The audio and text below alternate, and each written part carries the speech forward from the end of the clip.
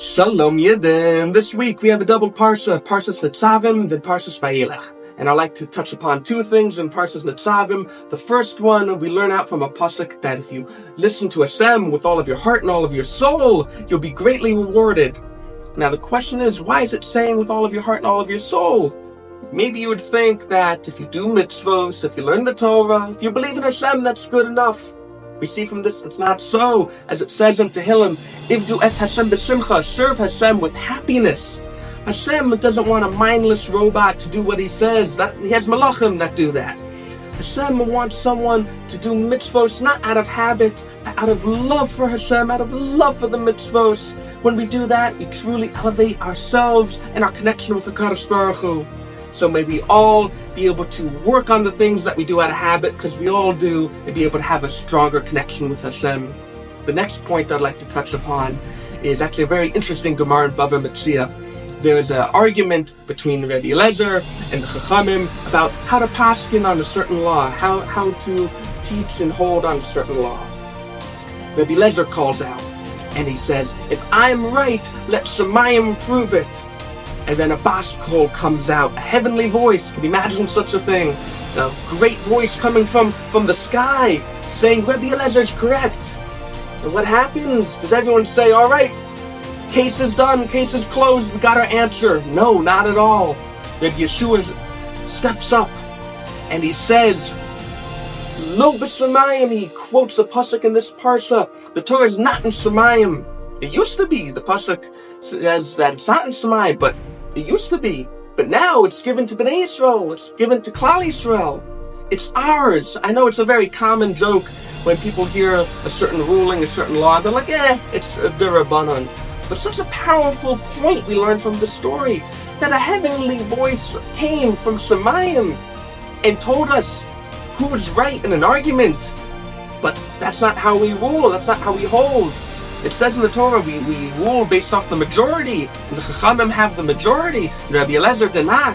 So even though we had this voice come and tell us the proper answer, it's irrelevant, it doesn't matter. Something to think about next time you hear about someone saying, it's a d'Rabbanan. And now on to Parashas Vayelech. In this Parashah, we learned the last mitzvah in the entire Torah is, drumroll, to write yourself a Sefer Torah. Now, it seems pretty straightforward. Not much to look into, not much to the imagination, but it has its own challenges. For example, to write a Sefer Torah, you have to have the knowledge of how to do it. If you have one letter that's out of place, one letter that looks like something else, the whole thing is puzzle, it's no good, you can't use it. So you could hire yourself someone to write one for you, and that's good enough as well. But then, not only paying all the price for materials, but you also have to pay for someone to sit down and write a Sefer Torah. It takes about a year to do it. What if you don't have all that money? It's not a couple of $100s. We're talking about thousands here. Thankfully, there are a lot of opinions that hold you don't have to write a whole Torah. Just write one letter in the Torah that's being written, and your yotzei, that's mitzvah. Some opinions hold by having sefarim, your yotzei, that mitzvah. But a little bit deeper than the mitzvah itself, it's really the thoughtfulness behind it. Because what is the Torah? The Torah is the most kadosh item we have, especially in Golus.